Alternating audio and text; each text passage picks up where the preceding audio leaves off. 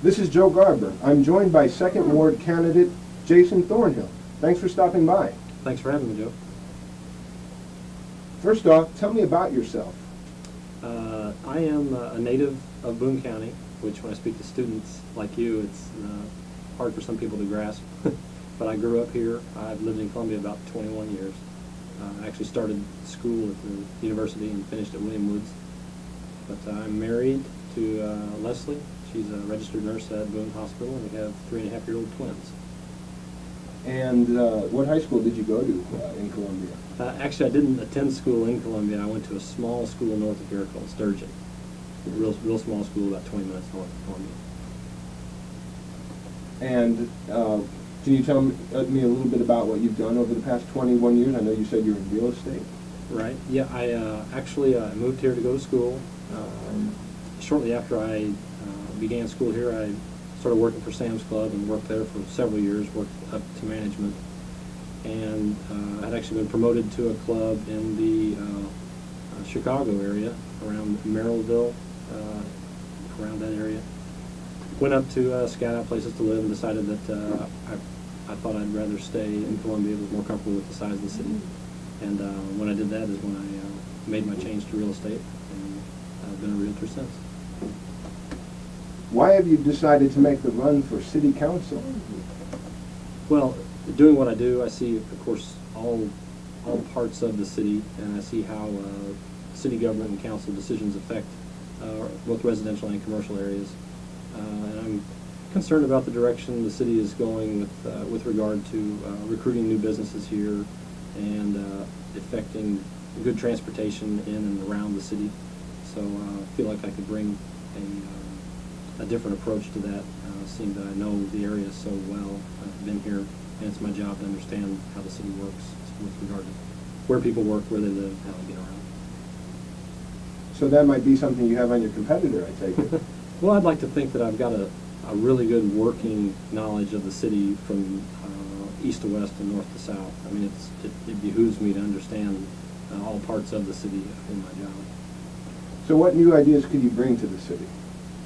Well, I'd like to think that I am also a co-owner of the real estate company that I'm with, Weichert Realtors.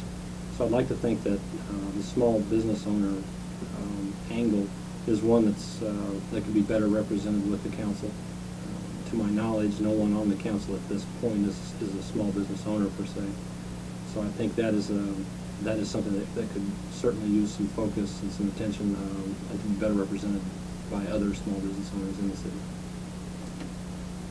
And what do you see as the biggest issues facing our town?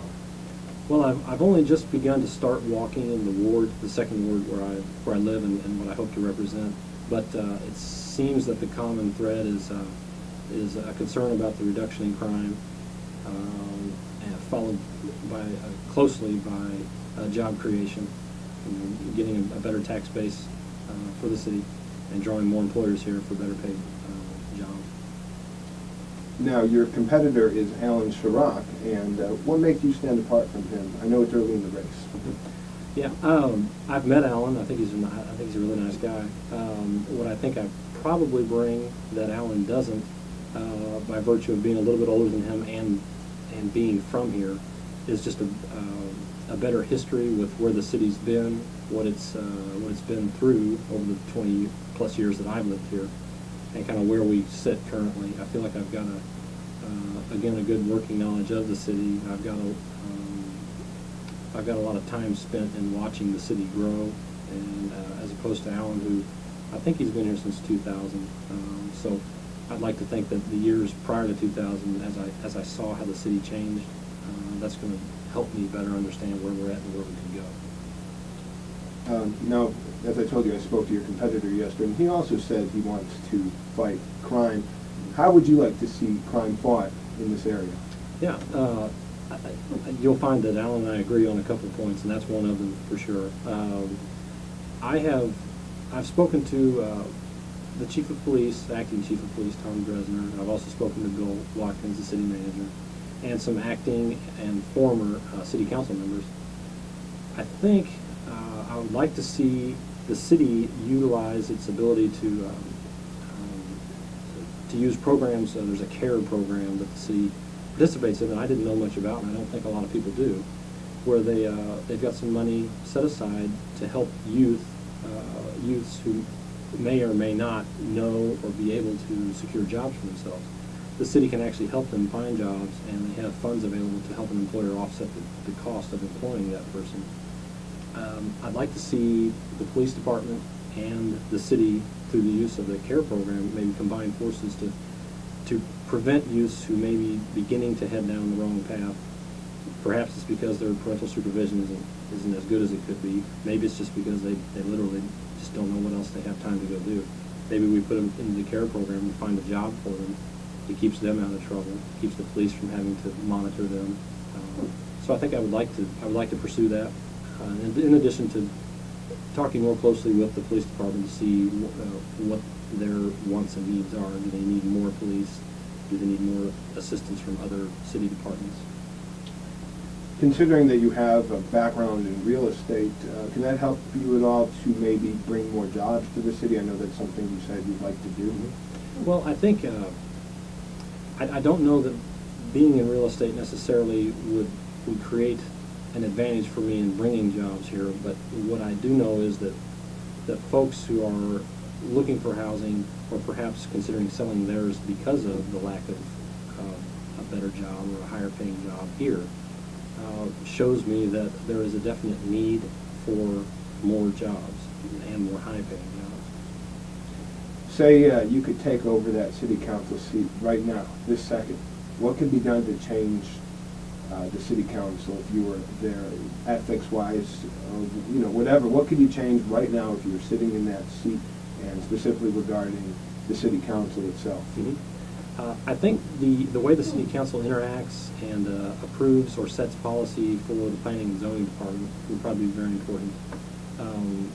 I'm not necessarily pro-development, but I do think we need to streamline the process, or at least clean up the process through which properties are requested for rezoning and approved for it.